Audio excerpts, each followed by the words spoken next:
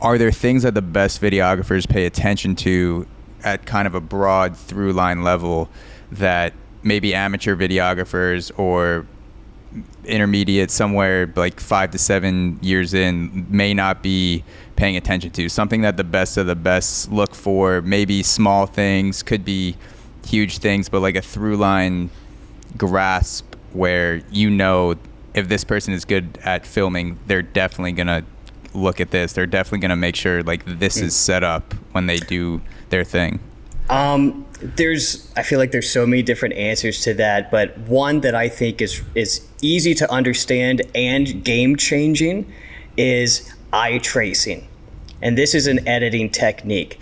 So imagine, you know, you're you're back at a movie theater, and the screen's gigantic, right? So your eyes are bouncing around the screen, trying to find the subjects and follow it along.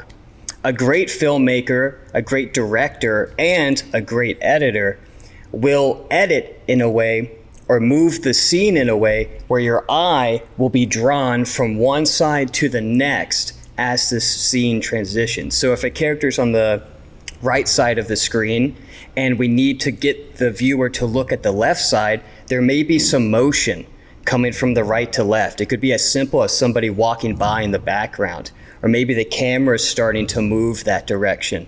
And so your eye starts following, and then the scene cuts. Bam, now your eye's not bouncing around every time the scene changes. And this is something you'll see a lot in action movies, where good action movies have a lot of the action in the center screen. That way, every time they cut, even if it's super fast paced, the action stays in one exact spot, so your eye can easily find what it should be looking for.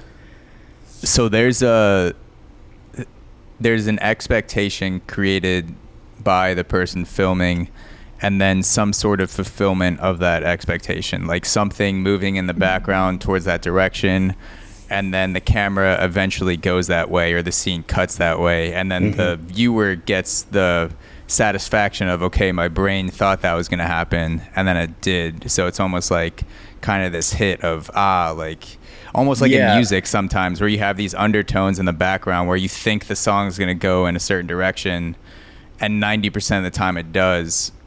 But then strategically, sometimes people will go against that, where they're creating an expectation, and then it goes in a direction you weren't expecting, maybe in the last part of the song or the last part of the film. Yeah, it's all transitions, and, you know, great filmmaking is manipulating the viewer, and not in a bad way. It's manipulating how they're experiencing what you're showing them. And especially with eye tracing, you know, when you're watching a 2-hour movie, if there isn't proper eye tracing, your eyes are like bouncing around so much, and that's actually can bring fatigue, because your mind has to look around and guess what it's looking at and then make the connection. If you can eliminate the looking around and searching part, then your mind can make those connections a lot faster. It's a more smooth experience for the viewer.